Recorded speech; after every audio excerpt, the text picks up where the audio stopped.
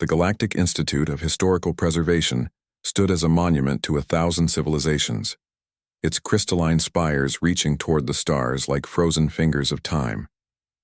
Within its halls, scholars from across the galaxy gathered to study, preserve, and understand the martial traditions of species long past and newly emerged.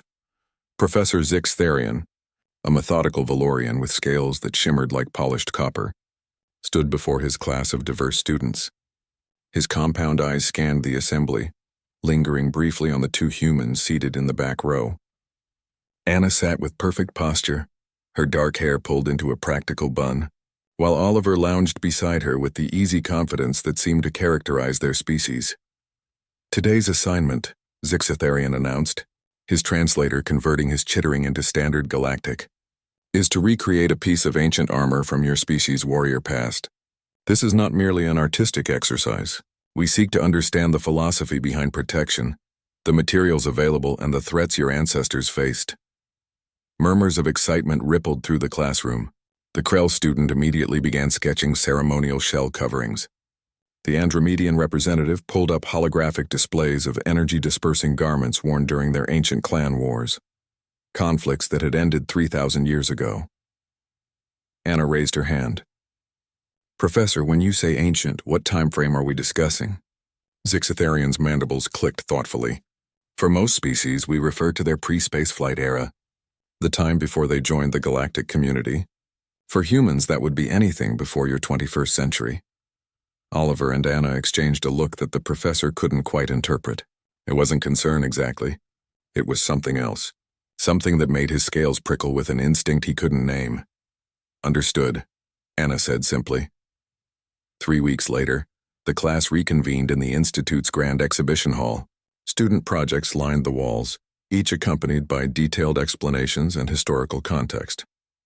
The Krell's ceremonial armor gleamed under the lights, beautiful and impractical. The Andromedian's energy-dispersing garment hummed softly, its technology impressive even by current standards. Then there were the humans' contributions. Anna's display drew a crowd immediately. Suspended in a stasis field was a full suit of plate armor. The metal worked with an artistry that seemed almost impossible for pre-industrial hands.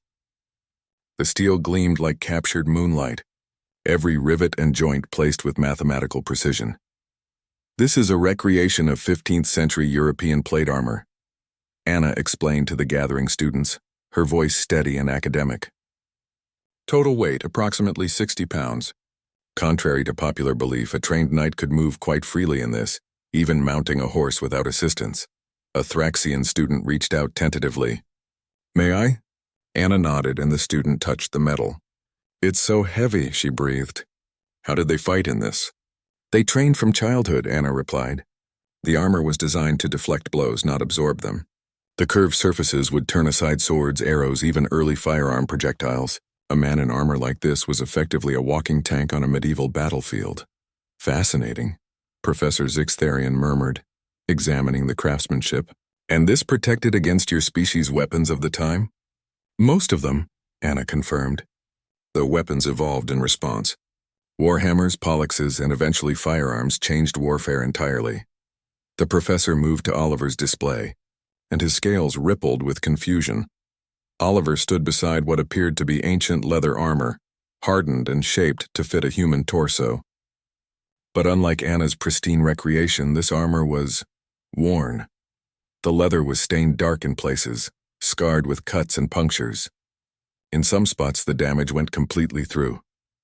"Mr. Chen," Zixtherian said carefully, "the assignment was to recreate armor, not present an actual artifact. The Institute's preservation protocols—" "It's not an artifact, Professor," Oliver interrupted, his voice carrying an edge that made several students step back. "I made it 3 weeks ago, following techniques used by Mongol warriors in the 13th century. Lamellar armor, small plates laced together with leather cord." The professor's translator struggled with the emotion in his next question. "Then why does it appear so damaged?" Oliver's smile didn't reach his eyes. "You asked us to recreate ancient armor. You didn't specify if you wanted it in display condition or field condition, so I field tested it." The classroom fell silent. "Field tested?" Zixtherian repeated. "I wore it in combat," Oliver said simply. matched against opponents using period-accurate weapons. Swords, spears, arrows. Wanted to see if the historical accounts were accurate about its protective qualities. Anna stepped forward, her academic demeanor slipping just slightly. Professor, you have to understand. Human armor wasn't developed in laboratories or design studios.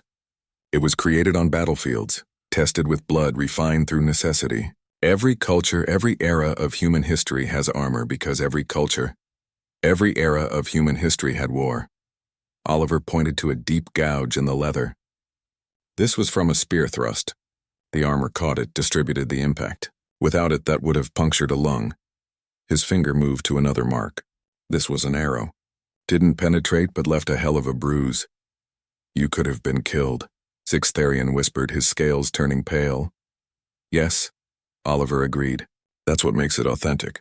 Human armor was always a gamble. Your life against your enemy's skill. Our ancestors put these on knowing they might die anyway, but hoping the craftsmanship would give them an edge.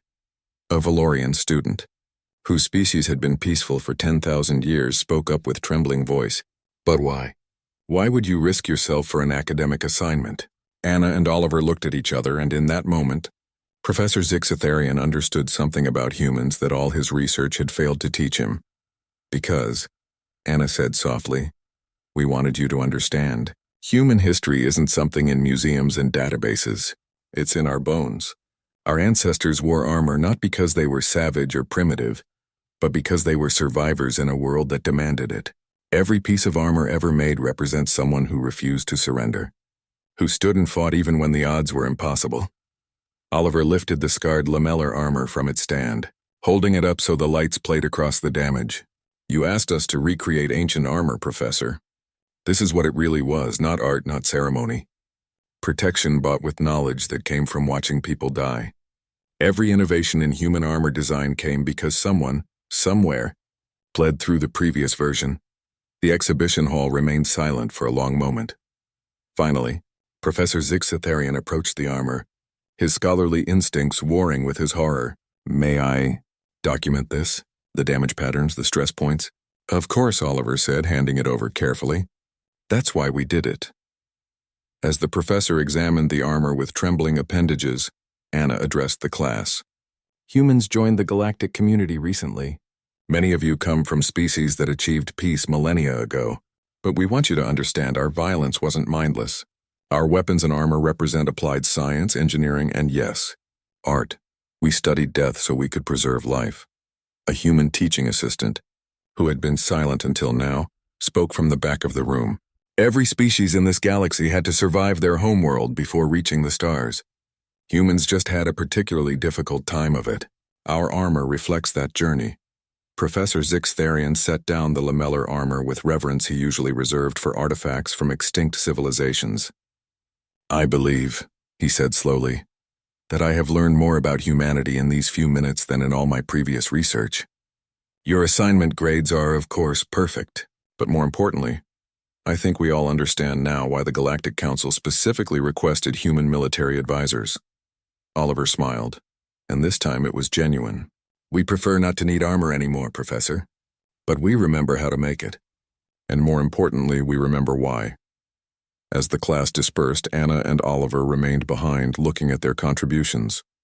The pristine plate armor that spoke of craftsmanship and nobility. The battle-scarred lamellar that spoke of reality and survival. Think they get it? Oliver asked. Anna nodded slowly. I think they're beginning to. We're not warriors because we want to be. We're warriors because our world taught us we had to be. And now? Now we're here among the stars hoping we never have to wear armor again. She paused, but grateful we know how to make it if we must. Outside the exhibition hall, the crystalline spires of the Galactic Institute reached toward the peaceful stars, while inside, the galaxy's youngest species taught an ancient lesson. Peace is precious because war is remembered.